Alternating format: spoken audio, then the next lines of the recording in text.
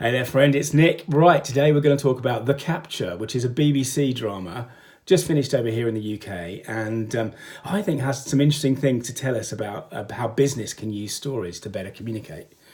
So let me give you the basic setup.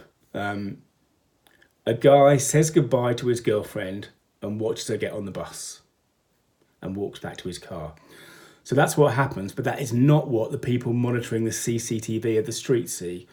What they see is that he stops his girlfriend getting on the bus, he beats her up unconscious, and he drags her out of the frame towards his car.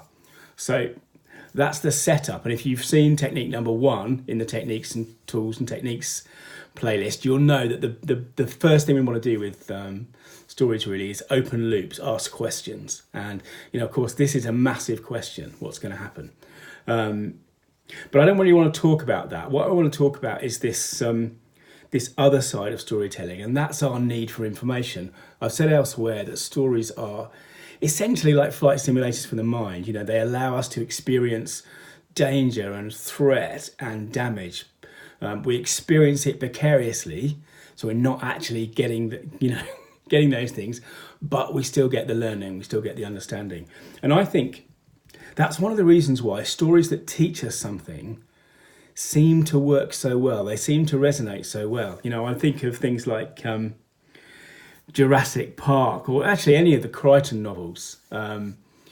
They show us the workings of something, whether it's DNA and dinosaurs, or virtual reality, or how an ER works. If you're talking about ER, we're quite interested in the mechanics of things. We're surprisingly interested in the mechanics of things. And what The Capture's doing, the central idea behind The Capture, of course, is that all this video footage we are using to keep ourselves safe is actually vulnerable. It's a threat in and of itself, really, and it can be manipulated. And that's the sort of the underlying theme of The Capture, that you can't believe your eyes on video.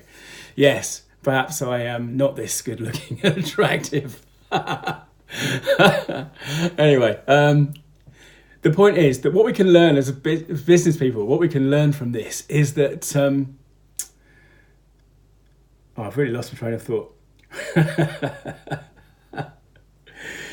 Is that if we actually use our stories to teach people something, again, it becomes more relevant, more powerful, more resonant. And I'm not talking about teaching them like the intricacies of, web page optimization or testing or what have you, but you can do principles. The Jurassic Park teaches you something about DNA. It doesn't teach you how to do it, but it teaches you an idea, a powerful idea.